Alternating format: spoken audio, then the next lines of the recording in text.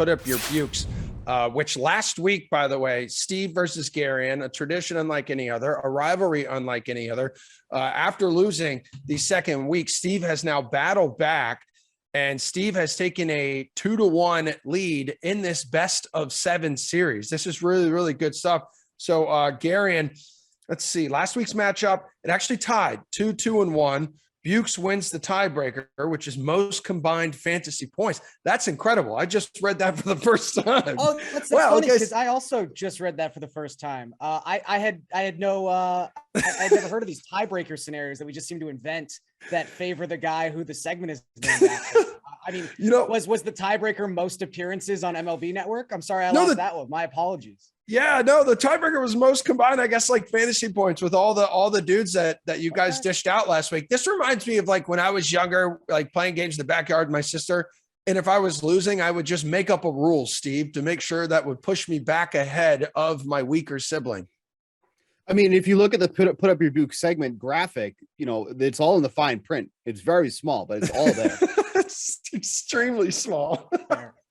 All right, so let's get going. Let's put up your Buchs for tonight, Steven.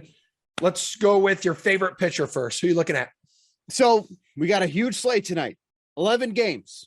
A lot of good guys at the top. You got Rodon, you got Manoah. I'm going all the way down the list here with Bruce Zimmerman. You're probably like, who the hell is Bruce Zimmerman? I'm going to tell you just who this man is. Phenomenal start to the season. You look at his numbers here. They're fantastic across the board. And then he has a very favorable matchup against the Twins tonight. The Twins have been kind of scuffling out of the gate. They have a number of guys that can hit lefties well. But on top of that, they also have a lot of guys that will strike out a lot against lefties. The Twins come into this game with over a 21% K rate against lefties. 24% K rate against lefties. That puts them 9th in the league. This is a great spot, I think, for Zimmerman in Baltimore, where he really is so underpriced too. I mean, you look at the stats that he's had and the starts that he's made. I mean, we got double-digit fantasy points, at least 16 in 3 straight games now, 14 in that first start, and it's not like he's had an easy schedule. Brewers, Yankees twice, and the Angels, who right now are one of the best offenses in the league. 6,100 is vastly, vastly underpriced for Zimmerman. I think he's one of the best options on this slate. All right, Gare Bear, let's go. Yeah, I mean, look, I will say right off the bat, it is surprising Zimmerman is this cheap. I mean, we've seen DraftKings be aggressive with pitcher pricing in the past. It usually doesn't take more than a couple good starts, and it has been 4 consecutive good starts for Zimmerman. I'm a little concerned about some of his contact numbers. He's giving up a 438 expected WOBA on his batted ball events so far this season, but I will say, I also don't even understand what expected statistics mean anymore because the baseball is dead. So maybe Zimmerman is just going to be one of the guys who benefits most from that. Whatever Major League Baseball is doing right now, I don't know. I'm going to take a little less aggressive approach than Steve at pitcher and just a classic get right spot for Brandon Woodruff, who has not been pitching like Brandon Woodruff so far this season. A 5.30 ERA. That's pretty ugly. Obviously, we're not used to seeing Woodruff below 9K, but first and foremost, he's pitching better than his surface numbers suggest. He's got a 2.66 FIP. He's struck out over a batter per inning so far this season. He's yet to allow a home run. Like everything that he can control, he is controlling to the best of his abilities. He's just getting BABIP to death. He's not stranding runners. This has been bad luck. And guess what? It's all going to turn around. It's all going to normalize against the terrible Cincinnati Reds tonight. The Reds, 77 WRC plus the past 2 weeks. They can't hit. Like I said, this is just going to be one of those like, oh, Brandon Woodruff's back. He went 7 scoreless against the Reds. So it's definitely more of a mainstream pick, I'll say, but I'll go with Woodruff. Well, the dead baseball hasn't stopped the Yankees from winning 10 straight, Garion. That is true. Your infielder, Steven, who are you looking at tonight? Yeah, we're going to be going with Ryan McMahon over in Coors Field tonight, the lefty. Most importantly, going up against Eric Fetty. He really struggles against left-handed bats, so you want to always target that.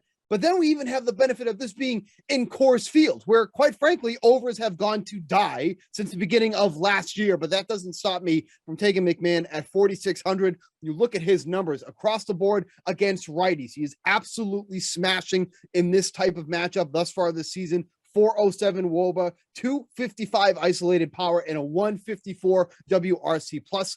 4,600 for somebody who's going to be hitting in the heart of the Rockies lineup tonight. I like this at 4,600. He's a great play. Any lefty against Eric Fetty tonight is really a play on the Rockies. Yeah, Colorado's offense. Let's see, last 3 games averaging 8 runs per. So offense is doing something there. Garion, what do you want, or who do you want rather in your for your infielder? Yeah, I think McMahon's a fantastic play, and he makes a lot of sense too. Like, he's one of the guys where the stats just completely back the things up that you want them to back up. Like, he's got a 122 WRC plus overall. He's much better against right-handed pitching, and then he's much better than that against right-handed pitching at Coors Field. Like, this is a perfect situation for McMahon. I will pivot though to Jose Abreu, who is pretty cheap for Jose Abreu. This is one of the least expensive price points I can remember seeing Abreu at. When he's going up against a left-handed pitcher. And we know Jose Abreu, much like every other person in the Chicago White Sox, was bred in a lab to destroy southpaw pitching. He's got a 157 WRC plus within the split going back to the start of last season.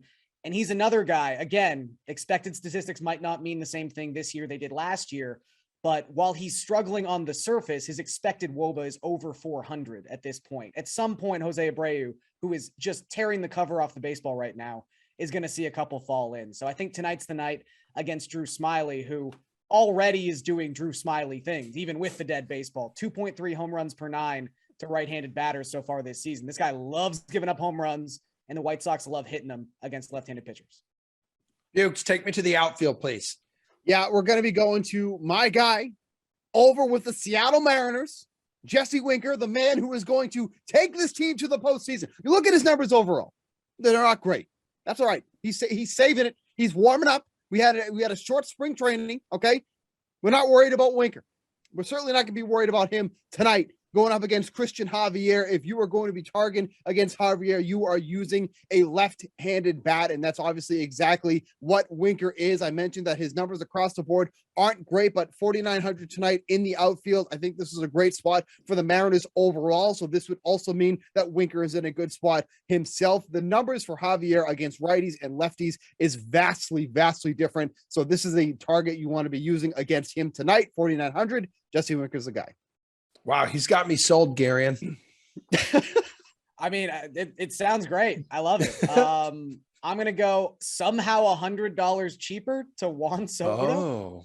I don't understand this price. And look, Soto is a guy who, as a DFS asset, I'm always kind of at odds with because he's such a fantastic real life hitter because of his just otherworldly pitch recognition. But walks don't really do much for you in DFS. If Juan Soto's going to walk 3 times tonight, that's not what you want if you're paying almost $5K. But this is Coors Field. So even if he only has one batted ball event, it's probably going to be a home run because he's got a 193 WRC plus against right-handed pitching so far this season. Herman Marquez has not looked great so far in 2022. I think this is just going to be a high-scoring game, as Steve was sort of alluding to with Ryan McMahon. I don't know what to say other than this price point is about $1,500 off. That's really just what this comes down to. All right, Buchs, value play, brother. Yeah, so we're going with the team that I desperately need to stop winning games. And that is the Oakland Athletics. Having them at 79.5, the under, feeling a little sweaty, and we're only at May 3rd. So they need to stop winning games. But Chad Pinder should be getting the start tonight at leadoff against the lefty. That's what they've been using him so far this season as your leadoff hitter. Quite frankly, he's actually been hitting for some decent power for Chad Pinder, right? You look at his numbers against lefties so far, only a 219 WOBA, that's not good. Only a 46 WRC plus, that's not good, but a 231 isolated power. So for him to get the start at leadoff at the bare minimum, he's at 2K. You can't get any cheaper than that. That's like basically being free when it comes to DFS. So for him to be likely in the leadoff spot tonight against Ryan Yarbrough, who's coming off the IL, I don't expect him to be in there super long, maybe 70 to 80 pitches. So maybe we get 4 to 5 innings out of Yarbrough, unless the Athletics just knock the ball off against him. But Pinder at the bare minimum in the leadoff spot, you literally can't ask for any more than that. All right, Gary, I'm reading your article on DK Nation right now. I know you're not going to push back against this because he was down as your value play, but we also know that you're not boring and you don't just agree with Steve. He's not Nick Fryer. Can't tie. Yeah. Apparently the tie breaking is Steve wins, so I can't tie. Oh, wow. Look, it really sounds like you're upset with Tom Glennon, our producer. No. No, Yeah, I it's am. okay. Never. No, he's already I am. slacked me. Never, He is never, not never. happy with you not being happy with him. I think there are two teams tonight that are really interesting for like just bargain basement stacking opportunities. And one is obviously the Athletics because their entire lineup is less than $3,000 aside from Sean Murphy, who also crushes left-handed pitching. But like Sheldon Noisy is going to hit second and be less than 3K. You've got like Christian Bethencourt, who can't really hit, but sometimes hits lefties well. Like there's just a lot of places to go there. I think the other team is the Tigers, and they have some more expensive bats. But like, if you're asking me to bet against Bryce Wilson, I'm always going to bet against Bryce Wilson. That dude should not be pitching in the majors right now. Going back to last season, he's got a 14% strikeout rate. He's got a FIP above 5.4. Like, that's just not major league quality stuff. So I think there are many Tigers bats I like, but the one who's really cheap and hitting in the middle of that lineup with a lot of power and a lot of upside is Spencer Torkelson. It was just $2,600. And I think he started his career like 0 for 15 or something like that. But since he got his first hit on April 12th, he's got a 123 WRC plus. He's probably going to hit fifth tonight.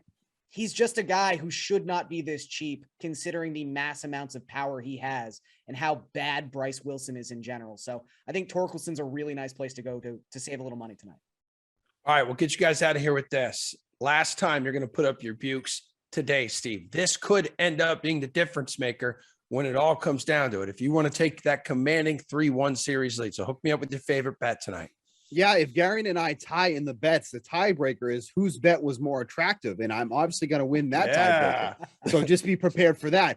But you look at the over-under for the Giants and Dodgers tonight with Carlos Rodon and Julio Urias. It's at 3.5. Do we really think we're going to get 4 runs through the first 5 innings with these two behemoths taking the mound tonight? Now, I know both these offenses have been humming along. You don't want to take unders when it comes to the Dodgers. But when you are facing Carlos Rodon, who is already probably one of the prime candidates for the Cy Young Award, quite frankly, could have won it last year if he wasn't injured. But thank you for that, because we got Robbie Ray at 80-1. So thank you for that. But then Urias, who's just been doing well as well. Now, there are some concerns here. The Giants hit lefties well. The Dodgers can hit lefties well. But with these two guys on the mound together, I think 3.5 runs is just asking for a little bit too much. So you can get the under here at -110. I think this is a play that you hate taking the under when the total is this low. It's going to be a little bit sweaty, but I don't see 4 runs coming out of the first 5 innings when you have these two guys on the mound this season. So take the under 3.5 runs through the first 5. All right, where are you going, Garion? So we've got one of those like unstoppable force versus an immovable object situations tonight in Chicago. As I mentioned, there's no one in baseball who loves giving up home runs as much as Drew Smyly loves giving up home runs. You go back to the start of 2019, he's the only active pitcher giving up more than 2 home runs per 9 innings.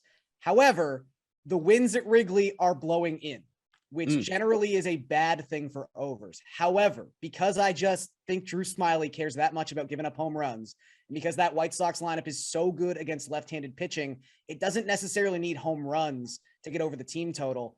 I just think this number is off. 3.5 for the White Sox against a bad left-handed pitcher, -120. I think they get over that number. This is a run line or a team total that is depressed because of the weather. I don't think it should be depressed. Probably 2 full runs if this game were being played at a neutral setting. So I'm going over Chicago White Sox 3.5 runs on Tuesday night.